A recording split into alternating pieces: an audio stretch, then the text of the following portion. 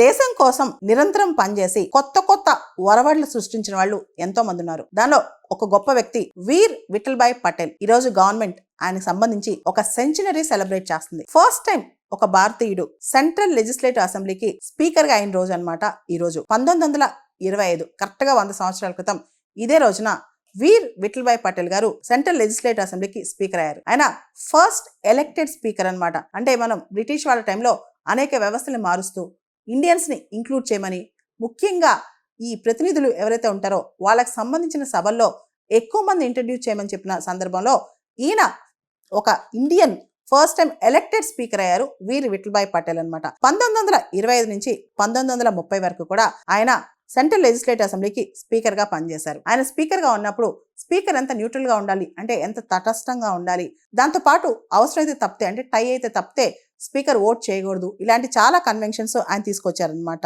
దాంతో పాటు వీర్ విఠల్భాయ్ పటేల్ గారు చాలా కన్వెన్షన్స్ ని అంటే చట్టసభల్లో ఎటువంటి సభా మర్యాదలు గౌరవం పాటించాలో ఇవన్నీ కూడా ఆయన ఎస్టాబ్లిష్ చేశారనమాట.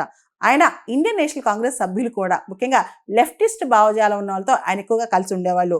ఆయన స్వరాజ్ పార్టీ ఏదైతే గాంధీ గారి నాన్ కోఆపరేషన్ మూవ్మెంట్ తర్వాత ఏర్పడిందో 1923లో స్వరాజ్ పార్టీలో సిఆర్ దాస్, మోతీలాల్ నెహ్రూ గారు వీళ్ళందరితో కలిసి ఈయన కూడా స్వరాజ్ పార్టీలో పనిచేశారు. ఆ టైంలో బ్రిటిష్ పరిపాలన ఉన్నందువల్ల భారతీయుల నుంచి కొంతమంది ప్రతినిధులు ఖచ్చితంగా కౌన్సిల్స్ లోకి వెళ్ళాలని, కౌన్సిల్స్ లోంచి అక్కడ బ్రిటిష్ వాళ్ళ పాలసీస్ ని క్వశ్చన్ చేయాలని చెప్పి, అదేవిధంగా బిల్స్ ని ఆపాలి, ఏదైతే భారతీయులకు వ్యతిరేకంగా ఉంటే ఆ బిల్స్ ని ఆపాలని చెప్పి